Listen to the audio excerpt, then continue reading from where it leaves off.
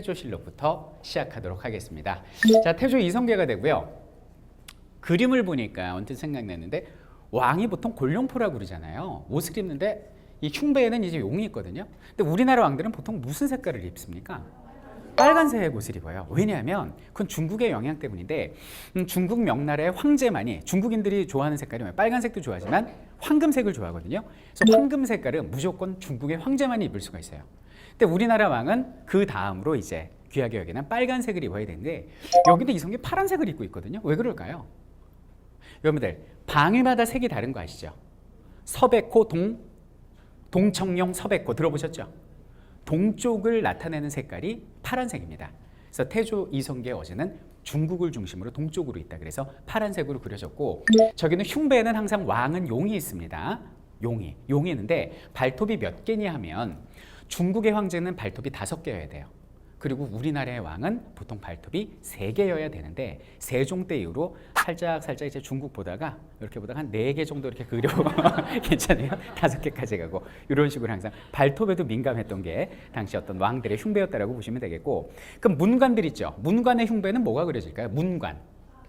잘하시네. 역사 전문가들이 나오셨어요. 학이 수놓아지게 되고 무관들은요. 호랑이가 수놓아지게 되고 옛날에 그 사헌부라고 그래서 오늘날의 검찰이죠. 죄인의 잘잘못을 따지는 그 사헌부가 있습니다. 검찰. 그들의 흉배는 뭐가 새겨질까요? 여러분들 그 죄인을 가르고 그리고 반성을 안 할 땐 뿔로 들이받고 잡아먹는다는 괴물이 있어요. 광화문 앞에 있는데 제과 해치라고도 부르죠. 해치가 그려져 있고 해치 모양의 관을 씁니다. 그것이 해치관이 되는 거죠. 자, 어쨌든 여기는 태조 이성계 제1대 태조부터 우리가 한번 살펴보도록 하겠습니다. 1392년에 조선이 건국하게 되는데요. 자, 조선이 어떻게 건국되게 되는지 일단 고려 말에 혼돈의 시대를 보고 그리고 창세기를 시작해 보도록 하겠습니다.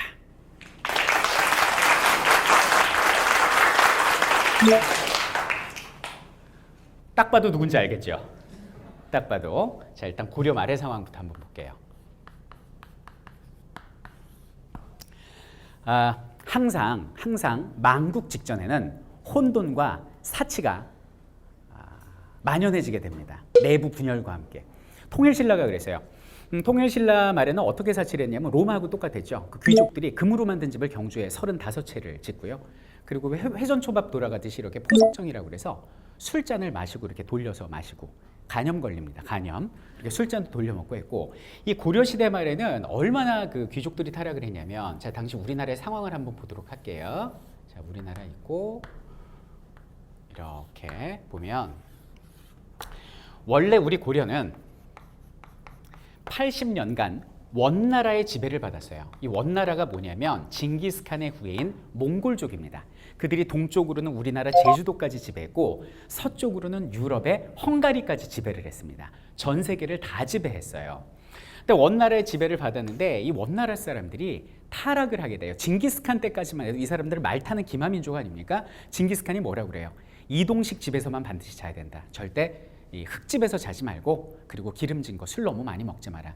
여기에 다리에 기름이 끼면 말을 탈 수가 없고 편안한 집에서 잠을 자게 되면 우리의 어떤 야생성이 사라진다라고 유언을 남겼는데 그냥 비단 옷에 흙집에 살고 호황찬란하게 살다 보니까 여기는 원나라 세력들이 타락할 수밖에 없었던 것이죠. 그래서 몽골한테 지배당하던 오리지널 중국인들 한족이라고 있습니다. 그 한족이 여기저기서 반란을 벌이고 있다가 건달 출신 중도 했다가 목동도 했다가 건달도 했다가 좀 아주 묘한 사람이죠. 거친 사람 주원장이라는 사람이 중국인들 오리지널 중국인들의 나라를 만들었어요. 이것이 명나라였거든요. 그래서 명나라가 원나라를 몰아내는 시점이었습니다. 그래서 이때를 뭐라고 부르냐면 원명교체기라고 부르는 것이죠.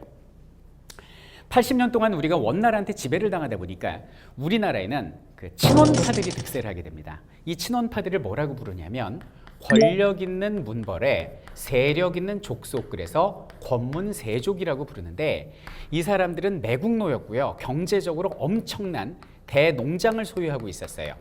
옛날에는 땅이 많아야 부자였는데 얼마나 땅이 많았는지 자신의 땅에 울타리를 칠 수가 없어가지고 산맥과 하천으로 자신의 땅의 경계를 나타냈다고 합니다. 우리 백성들이 땅을 구입하고 싶어도 송곳이나 바늘 꽂을 만한 땅도 없었더라. 이들은 너무나 큰 부를 누리면서 행복하게 사는데 저작거리에 있는 백성들은 굶어 죽는 사람들이 늘어나서 길거리에 백성들의 시체 썩는 냄새가 진동을 했었던, 망할 수밖에 없었고 망하지 않으면 이상했던 시대가 바로 고려시대다라고 보시면 되겠습니다. 자, 그런데 고려 말에 원명 교체기에 우리나라에 나름 영웅이 등장하게 됩니다. 그분이 그 유명한 누구죠? 바로 드라마에 자주 나오시는 공민왕이세요. 이 사람은 원명 교체기를 이용해서 반원 세력, 여기는 친원파들, 권문세족을 몰아내고 자주적인 고려를 만들고 싶어 했던 거죠. 그러려면 권문세족을 몰아내고 자주적인 고려를 만들려면 자기 세력이 필요했겠죠. 그래서 지방에서 이 대지주들한테 수탈을 당하고 있었던 중소지주의 자제들을 과거 시험을 통해서 불러올리게 됩니다. 열심히 공부한 선비들을 불러올리게 되죠. 이 신진 세력을 우리는 뭐라고 부르죠?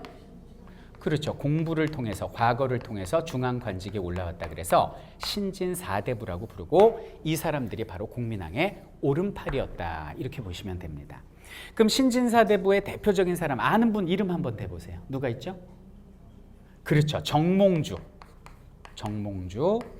그리고 또 누가 있죠? 정도전. 이런 사람들이 대표적인 사람들이고, 이 정몽주가 좀 선배인데 서로 아주 친한 어떤 그 동료다, 이렇게 봐주시면 되겠고, 동시에 꿨던 꿈은 뭘까요? 새로운 신세계를 꿈꿨다, 이렇게 보시면 되겠습니다. 자, 근데 문제는 뭐냐면 이렇게 자주정책을 추진하던 공민왕이 개인사로 인해서 폐인이 되게 됩니다. 그래서 공민왕이 가장 사랑했던 여자가 누구예요? 원나라에서 고려로 시집을 온 노국대장공주입니다. 이 노국대장공주는 공민왕하고 금실이 되게 좋아가지고 정치적 조력자였고, 이 공민왕이 반원 정책을 하면 반대를 해야 되잖아요. 원나라 여자니까. 근데 뭐라 그랬는지 아세요? 나는 고려로 시집 왔으니까 난 고려 여자예요. 난 남편의 뜻을 따르겠습니다. 그리고 반원 정책을 피니까 권문세족들이 공민왕 죽이려고 그랬을 거 아니에요. 그때 공민왕은 숨고 노국대장공주가 막았다고 그래요. 나 죽이고 들어가. 내 남편 죽일 거면 나 죽여. 근데 나 신분 알지? 나 원나라 공주거든. 나 죽이면 니들이 어떻게 됐는지 죽여. 이래가지고 권문세족을 다 쫓아낸 여자예요. 그러니까 공민왕이 얼마나 사랑을 했겠어요. 근데 여기는 노국대장공주가 아이를 가졌는데 아이를 낳다가 그만 목숨을 잃게 됩니다. 그때부터 공민왕은 완전히 그 멘탈 붕괴 상태에 빠지게 되죠. 3일 밤낮을 울었다고 그러죠. 그리고 그 당시에 또 믿었던 측근들의 배신도 계속되면서 이 인간사가 싫었던 거예요. 그래서 공민왕이 약속을 합니다. 사람들한테. 내 첫사랑, 내 끝사랑은 노국뿐이야. 노국이 죽었으니 난 다시는 내 침소에 여자를 들이지 않으리 라는 맹세를 하고 죽을 때까지 그 맹세를 지킵니다. 어쨌든 이분이 이제 여러 가지 그 향락 생활을 하시다가 결국 측근의 배신으로 여기는 공민왕이 암살을 당하게 됩니다. 자, 그러면 여기에 가장 놀란 건 누구였을까요? 신진사대부였습니다. 우리가 믿었던 공민왕이 시해를 당하셨어요. 새로운 신세계를 만들어야 되는데 정치적 조력자가 사라진 거죠. 어떡하지 하고 고민하고 있었습니다. 그때 여기는 정도전은 사람을 찾기 시작했어요. 나는 문이 있으니 무를 가진 사람이 있어야 새로운 세상을 만들 수 있지 않겠나. 누가 있을까라고 고민하고 있었는데, 이때 고려에는 제3의 세력이 성장하고 있었습니다. 이 제3의 세력을 뭐라고 부르냐면 새로운 무인 세력, 그래서 신흥 무인 세력 이렇게 불러요. 고려는 북쪽에서는 그 명나라의 전신이었던 붉은 수건을 둘렀다라는 홍건적이 쳐들어오고 있었고, 남쪽에서는 일본의 해적 집단인 왜구가 동시에 쳐들어오고 있었어요.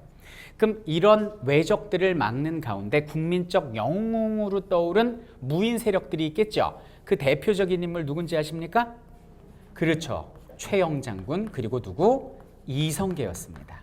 이 사람들이 국민적 영웅으로 떠오르고 있었어요. 정도전은 처음에 최영 장군 손을 잡을까 생각을 했는데 그건 불가능한 것이, 여기는 최영 장군은 권문세족입니다. 선생님 좀 이해가 안 가는데, 권문세족은 저 부자들이고 최영 장군은 금보기를 돌같이 한 사람인데 어떻게 된 건가요? 정말 검소하신 분이에요. 근데 태어나 보니 집안이 권문세족인 걸 어떻게 해?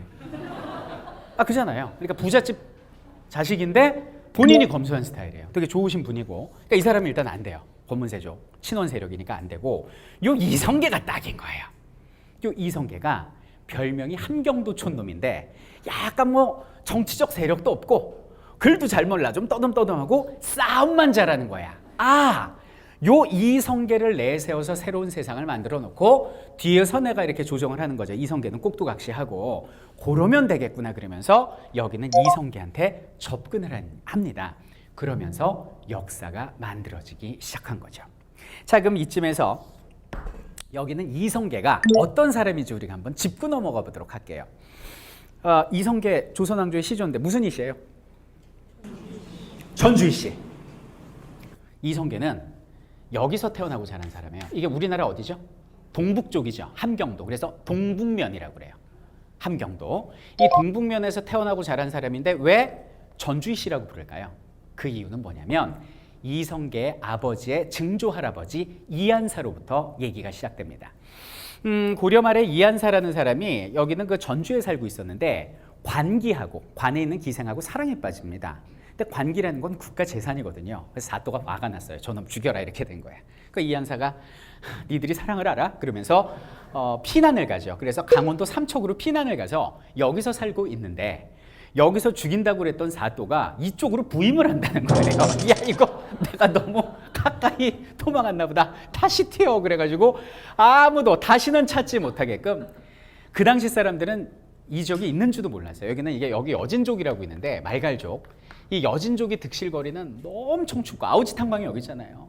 완전 야인들이 드글드글대는 그 세상의 끝. 여기는 함경도로 이사를 갔는데 이한사가 얼마나 그 리더십이 있었는지 170여 가구의 주민들이 따라갔대요.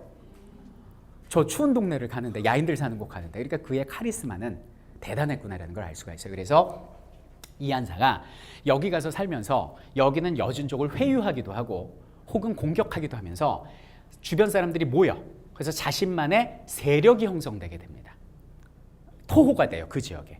그래갖고 여기는 이한사가 자식을 낳고 해서 증손자가 누구냐면 이자춘이라는 사람인데 그 이자춘의 아들이 이성계예요. 그러니까 이성계는 함경도에서 태어났지만 본관이 어디가 되는 거예요? 전주가 되는 거죠. 그래서 전주이시다라고 이야기를 하는 겁니다. 근데 이제 고려 말 공민왕 때 이성계 아버지 이자춘이 가만히 국제 정세를 보니까 여기는 원나라가 이제 끝나가는 거예요. 좀 있으면 망할 것 같아.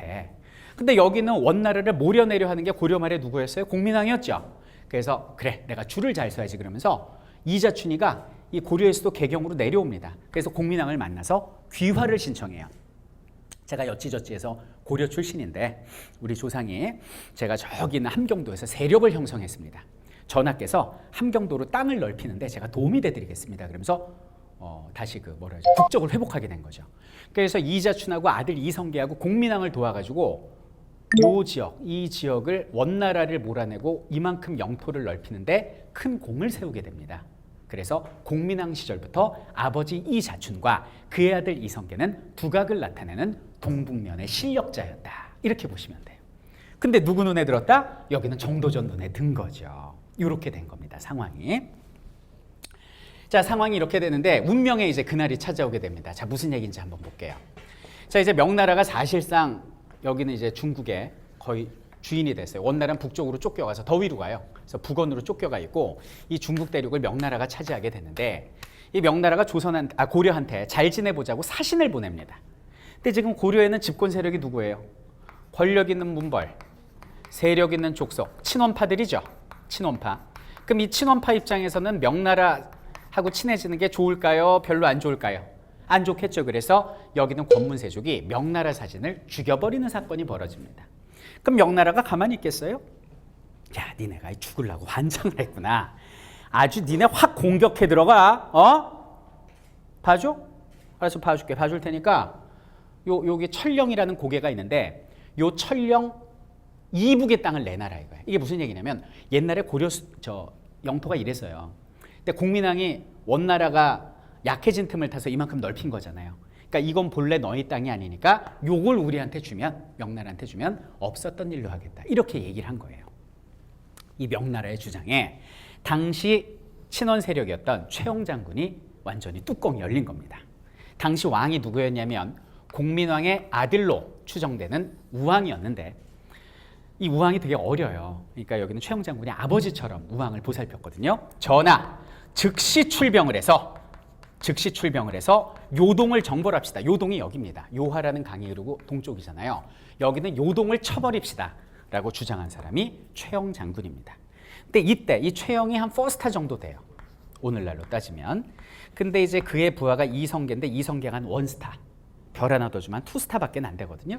그러니까 여기는 이성계가 이 최영 장군을 형님처럼 모셨는데 갑자기 이때 반기를 들어요. 안 됩니다, 전하. 절대 출정해서는 안 됩니다. 그러면서 4가지 이유에서 출정하면 안 된다라는 사불가론을 제시합니다. 내용인즉슨 그래요.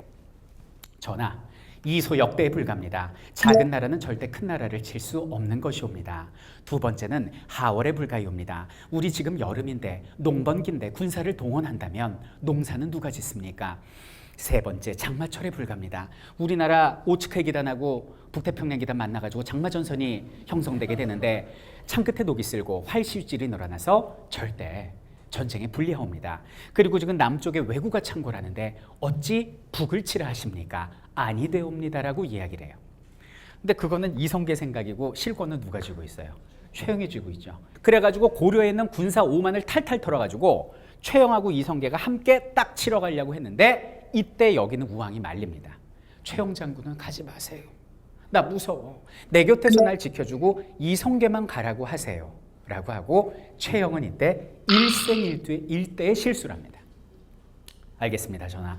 제가 전하를 지키고 제가 믿는 이성계를 보내겠습니다. 그리고 이성계한테 군사 5만을 다 준 거예요. 둘이 굉장히 친했어요. 사실상 이성계를 키워준 사람이 뭐 세상 말로 머리 올려준 사람이 여기는 최영이거든요. 입봉시켜준 사람이에요. 그러니까 내 부하니까 당연히 후배니까 믿어도 된다고 생각을 한 거죠. 그래갖고 이성계한테 군사 5만을 주고 이제 가라고 쫙 보낸 거예요. 이성계가 가고 싶었겠어요. 무슨 5만이야. 역사적으로 중국이 우리나라 쳐들어올 때 기본이 80만이었는데 5만 갖고 어떻게 중국을 쳐? 계란 갖고 바위를 깨라고 그래 차라리. 진짜 가기 싫어. 그러면서 투덜대면서 갔는데 문제는 여기서 장마를 만납니다. 백두산이 있죠? 이렇게 흐르는 강이 압록강인데 이 압록강에 강 가운데 생기는 섬을 하중도라고 그래요. 여의도처럼. 위화도란 섬이 있습니다. 거기서 안 움직이는 거예요. 왜? 비가 억수같이 내리는데 압록강을 어떻게 건너요? 그래가지고 다시 개경으로 편지를 보냅니다. 전하, 아무리 생각해봐도 도저히 저 건너가면 개죽음입니다. 못 가겠습니다. 철군을 허락해 주십시오. 라고 했는데 그 편지를 짝짝 찢어버립니다. 최영이. 그러니까 이성계가 군사들을 모아서 설득하는 거죠. 강을 건너 개죽음을 당하겠나? 아니면 여기서 말머리를 돌려서 새로운 세상을 맞이하겠나? 그럼 군인들 어느 군인이 가서 죽고 싶어요. 고향에 처자식이 다 있는데 돌립시다 이렇게 된 거예요. 이게 그 유명한 위화도 유턴 사건입니다. 그래서 위화도에서 군을 돌려가지고 어디를? 여기는 개경을 쳐버린 이것이 1388년에 이성계의 위화도 회군이 되는 거죠. 자, 위화도 회군해가지고 최영이 막으려고 했지만 군인이 없잖아요. 꼼짝없이 붙잡힙니다. 그래서 최영 장군은 어떻게 됐어요? 위화도 회군으로 그냥 꽁꽁 묶였어요. 이렇게 꽁꽁 묶여가지고 뭐 일설에 따르면 부정축제로 이 사람을 부정한 방법으로 재물을 축조했다고 그래서 묶었다고 그러죠. 그래서 사형을 시키는데 여기서부터는 야사입니다. 최영 장군이 이런 얘기를 했다고 그래요. 내가 정말 죄가 있으면 나 죽은 다음에 무덤에 풀이 나리라. 그런데 내가 죄 없이 억울하게 죽었으면 풀 한 폭이 안 날 줄 알아라 이놈들아. 이렇게 얘기를 해요. 네 이놈! 그러면서 최영 장군을 죽입니다. 그러면은 이성계 입장에선 최영 장군 무덤에 풀이 안 나야 돼요? 나야 돼요? 나야 되죠. 그래서 능참봉이라는 관리를 따로 두고 여기다가 때도 입히고 풀도 심고 물도 주고 비료도 주고 별걸 다 했대요. 근데 문제는 뭐냐면 희한한 일이 벌어지는데 심는 족족 풀이 말라 죽습니다. 그래서 이건 풀이 나지 않는 빨간 무덤, 그래서 최영 장군의 무덤을 적분이라고 부르는 겁니다. 자, 세월이 지났습니다. 이성계도 죽었습니다. 그래서 이성계의 무덤이 또 이렇게 만들어지게 됩니다. 자, 이성계의 무덤엔 풀이 났을까요? 안 났을까요? 뭐 잡초가 막 미친 듯이 나가지고 났다는 거예요. 근데 이게 그냥 웃으라고 한 얘기가 아닌 게 정말이에요. 그 왕릉을 보면 되게 때가 잘 입혀져 있죠. 이성계 무덤이 이렇게 돼 있어요. 왜 그럴까요? 그건 뭐냐면 좀 이따 나오겠지만 이성계 아들 이방원이 다섯째 아들 이방원이가 다른 형제들을 다 죽이고 이성계를 무력화시킵니다. 그래서 죽을 때까지 방언이를 안 봐요, 이성계가. 그래서 유언이 뭐냐면, 야, 나 죽으면 나 여기 있기 싫으니까 그냥 나 옛날 태어난 나 여기 함경도 함흥으로 보내줘라고 얘기를 해요. 그러면은 나중에 그 이방원 입장에서는 여기 성묘 가기가 너무 힘들잖아요. 그래갖고 안 되겠다 싶어서 함경도에 흙을 퍼다가 무덤에 덮어놓고 함경도에서 자라는 억새풀을 심어놓은 거예요. 그래갖고 여기는 이성계 무덤은 갈 데가 막 훅 하고 날려요. 그래서 이런 모양새고. 그럼 가장 궁금한 게 최영 장군의 묘가 오늘날 있나요? 있어요. 그럼 더 궁금한 거. 자, 우리 앞에 친구. 최영 장군의 묘에 오늘날 풀이 돋아 날까요? 아니면 아직도 빨갈까요? 날까요? 맞습니다. 왜 나냐면 1975년에 그 경기도 그 기념물로 지정이 돼요. 관리를 잘해서 지금 아주 풀이 잘 나 있습니다. 뭐 어쨌든 여기서 우리가 느낄 수 있는 게, 야, 이거 정말 권력이 무엇인지 자기를 머리 올려준 사람을 이렇게 죽이고 배신하는. 그래서 이성계가 그런 말을 했다고 그러죠. 최영정군한테. 개인적인 감정은 없어. 대의를 따를 뿐이요. 그리고 죽였다고 그래요. 권력이 뭔지 참 거시기합니다. 네. 자, 이렇게 해서 이제 위화도 해군으로 돌아온 이성계가 그 일파는 여기는 우왕을 갈아치우고 우왕의 아들인 더 만만한 꼬마였으면 꼬꼬마죠. 창왕을 앉히게 됩니다. 근데 이성계는 가만히 봐도 여기는 창왕이 배기가 싫은 거예요. 왜냐하면 저 공민왕의 저 핏줄 쟤들이 없어져야 자기가 새로운 나라를 만들 거 아니에요. 그래서 여기는 창왕을 폐하는데 명분이 있어야 될 거 아닙니까? 그래서 명분을 뭘로 삼았냐면 가짜를 폐하고 진짜를 올린다. 그래서 폐가 입진 이렇게 세운 거예요. 이게 무슨 얘기입니까? 그럼 요 우왕의 엄마가 누구냐면 공민왕의 오른팔이었던 스님 신돈의 몸종이었거든요. 그러니까 이성계의 주장은 뭐냐면 요 신돈하고 몸종하고 가까이에서 낳은 자식이 우왕이고 공민왕과는 아무 관계가 없다라는 게 이성계의 주장입니다. 가짜예요, 가짜. 가짜의 자식이니까 짜가죠. 그래서 가짜를 폐하고 진짜를 올리자 그래가지고 여기는 창왕까지 폐해버립니다. 그리고 나서 이제 고려의 왕족을 찾는 거죠. 근데 어떤 사람을 딱 찍을까요? 일단 멀어야 되고 촌수가 최대한 멀고 힘없고 능력 없는 만만한 허수아비라는 쳐야겠죠. 그것이 바로 고려의 마지막 임금 공양왕입니다. 임기가 4년밖에 안 됐던 사람이죠. 이 사람은 허수아비다 이렇게 보시면 되겠어요. 그럼 이때 사실상 실권자는 누구다? 여기는 이성계와 힘을 합쳤던 정도전, 이 사람들이 실질적인 실세다라고 보시면 됩니다.